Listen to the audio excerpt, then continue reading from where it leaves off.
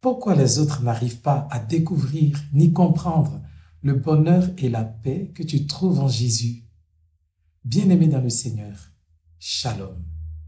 Je t'invite à méditer avec moi les textes de ce lundi saint, 25 mars 2024, afin de comprendre ce que les autres ne savent pas de Jésus et afin de prendre conscience de ce que l'ennemi met en place pour empêcher l'humanité de goûter ce bonheur et cette paix en Christ.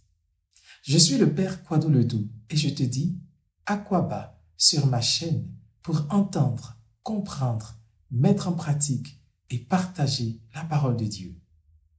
Marie verse sur les pieds de Jésus un parfum de grande valeur, à tel point que la maison est remplie de ce parfum. Judas, voleur, avant d'être traître, ne comprend pas ce geste. On aurait pu vendre ce parfum pour 300 pièces que lui, Judas, aurait eu l'occasion de prendre pour lui-même.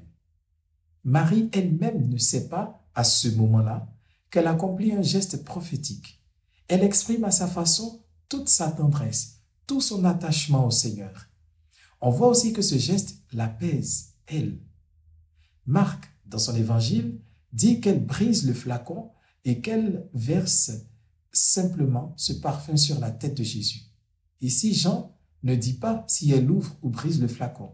Il dit qu'elle répand le parfum, cette fois, sur les pieds de Jésus. Et Jean ajoute qu'elle essuie les pieds de Jésus avec ses cheveux. Il ne s'agit pas seulement d'une onction prophétique, mais encore d'une expression de tendresse.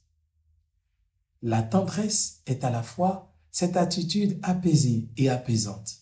Ce geste de Marie reflète toute la paix qu'il habite, sûrement en reconnaissance pour la miséricorde que Jésus lui a manifestée et aussi pour avoir redonné vie à son frère Lazare. Ce qui a permis à Marie de faire cette démarche, c'est le regard plein de tendresse de Jésus, sa présence réconfortante, sa parole édifiante. Il est ce serviteur dont parle Isaïe. Il ne crie pas, il ne hausse pas le ton, il ne brise pas celui qui est déjà fragilisé, il n'éteint pas celui qui est faible, il dit le droit et la vérité sans faiblir ni fléchir. Il est donc un roc, un appui sûr pour celui qui se reconnaît pécheur, pauvre et faible.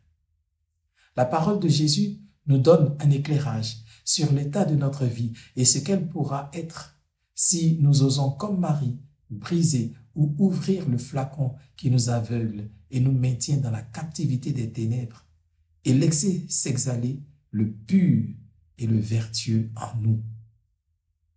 Pourquoi y en a-t-il qui ne se sentent pas apaisés par Jésus? Parce qu'ils n'ont pas osé briser ni ouvrir ce flacon et ils l'ont gardé fermé par la colère qu'ils ont vis-à-vis de Dieu, par leur révolte, leur indifférence ou même leur ignorance. Ils n'ont pas eu l'audace de libérer ce parfum d'amour, peut-être aussi par peur de l'entourage. Si toi, tu as pu découvrir le bonheur de la présence de Jésus, c'est parce que tu as accepté de libérer la lumière de l'amour de Dieu qui a été emprisonnée par les ténèbres de l'ennemi jaloux. Oui, bien-aimé, rencontrer Jésus, l'écouter, briser la glace et oser dire à Jésus tout son amour, c'est quelque chose de tellement apaisant, un peu comme un amoureux qui, à longueur de journée, ne se retient pas de dire son amour à sa bien-aimée. Dans la parole de Dieu, je fais l'expérience de la douceur de Dieu. Et comme le parfum de Marie, c'est quelque chose qui remplit de bonheur tout le château intérieur de mon âme.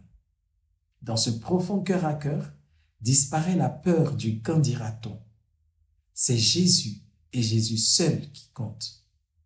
Marie ne s'est nullement préoccupée de ce que pouvaient dire et penser les convives. Elle savait seulement qu'elle n'allait pas être rabrouée.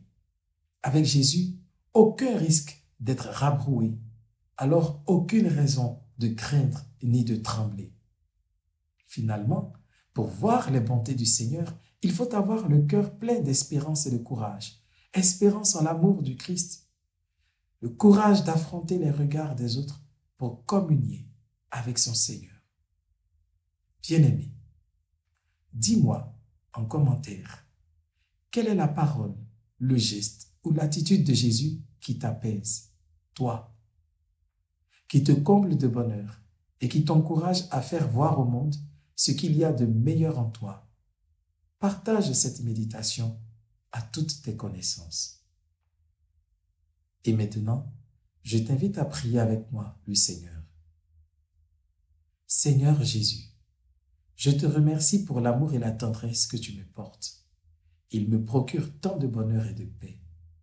Donne-moi de savoir les accueillir avec amour, afin que je sois capable d'exhaler ce parfum d'amour, de miséricorde et de tendresse, et qu'avec tous mes frères et sœurs chrétiens, je remplisse le monde du parfum de ton amour. Fais que ceux qui ne te connaissent pas encore découvrent ta lumière et se laissent éclairer par elle. Béni sois-tu, toi qui ne nous rabroues jamais.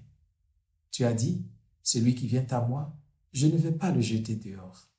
Merci de m'accueillir tel que je suis et de m'encourager à donner aux autres la meilleure version de moi-même.